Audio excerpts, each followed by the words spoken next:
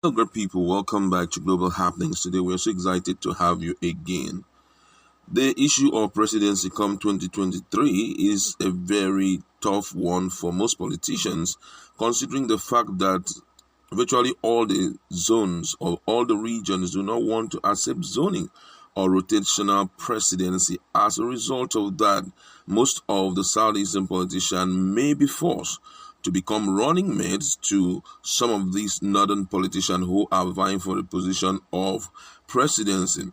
And on that grounds, the Southeast leaders have sent a strong warning to them and have sworn to do this to any politician who will decide to take that direction.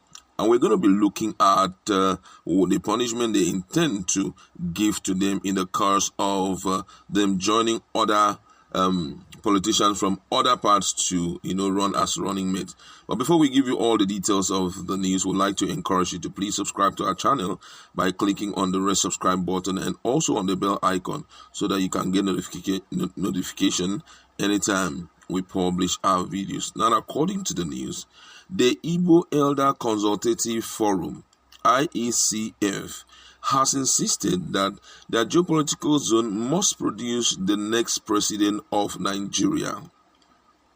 They also threaten heavy sanctions against any Igbo politician who accepts to be presidential running mate to any person outside Southeast Zone.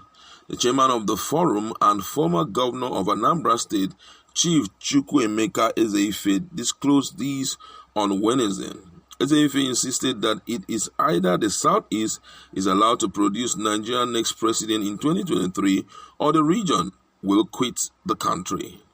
He said, emboldened by the increasing demand and support by credible and patriotic Nigerians for power shift to the South in 2023, the Igbo Elders Forum hereby encourage visionary, credible, and creative presidential materials of Southeast Zone to declare their intentions for presidency and pursue it with every sense of seriousness, vigor, and commitment.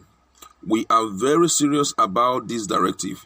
Do not mind those unserious bootlickers who are angling to be running mates to candidates from other parts of the country, as the Igbos will not take it lightly with any of our sons or daughters who accept to be a running mate to any person outside the Southeast Zone in 2023.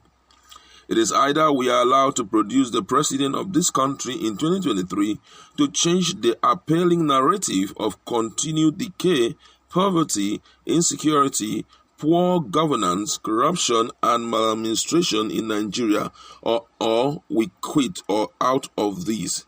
No half measure, as serious sanctions will be visited on any Igbo man or woman that sabotage this noble and patriotic decision of our people to provide for Nigeria a credible, visionary, and creative president. Legally, morally, and strategically, it is the turn of the Southeast to produce the next president of the country, as the other zones have been given the opportunity to save this country in that capacity. Wow. Now, this is a kind of a warning sent out.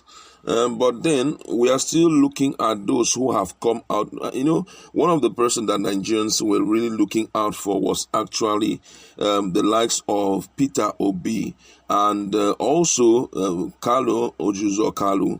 But unfortunately, Peter Obi seems not to be so much interested in it, as he was complaining the other time that he doesn't even have money to go to court and all of that. But right now, with the situation of things in the country, I feel that preparation should be on top gear.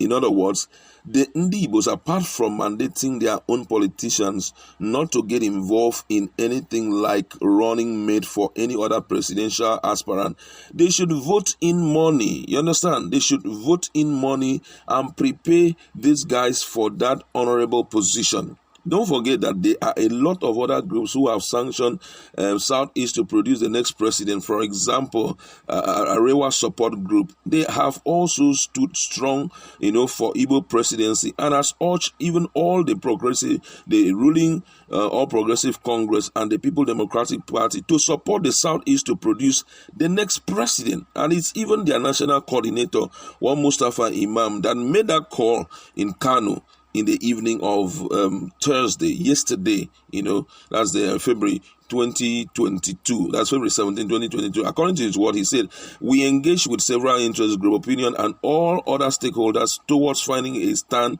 on who to support at the coming 2023 general election.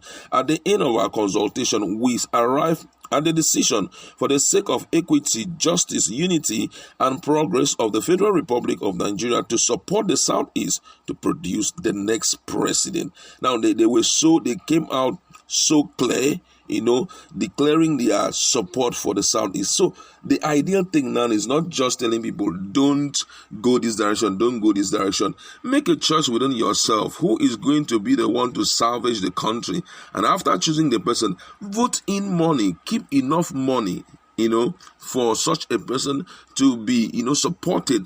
And also let the key Southeastern group begin to go around the different regions of Nigeria to build bridges and also to reach a consensus with certain group of people who are very influential, especially the northern part of Nigeria. Let them go in there to create a reasonable level of, collaboration, so that at the end of the day, those guys will be able also to vote for them. This is very important. It's not just by standing afar off and saying, if anybody goes in as a running mate, we are going to deal with the person, or we are not going to deal with the person. We are talking about the political future of the Igbos. And at the same time, we are talking about the political future of each of these individual politicians. Some of them, when they look around and they notice that there is no hope for the Igbos to go in as president, we've not gotten adequate support, there had been nothing reasonable that Johannes and Igbo have done, and all of that. What will they do? They will like to queue up behind certain person whom they know at least, via this person, I can become a part of those who will be staying in Aso Rock. You understand? So right now, what we need is collaboration among the Igbos. They should vote money and keep for someone that they feel has the potential, has the wherewithal, to lead the country. And when that is done, then one can be so sure that that from this point, there is hope that the Igbos will come in. Because as we are talking, the Northerners, most of them are not willing. The Southwesterners also. The likes of Yemi Osibanjo. As at yesterday, I think Clark was being interviewed, and he said something very striking about Yemi Osibanjo, the current VP. He said that he will throw his support behind him, that Tinubu should rest, but he will support Yemi Osibanjo. I mean, my question is, does it mean that the Southeasterners have not started their consultation to the Niger Delta to be able to win their heart?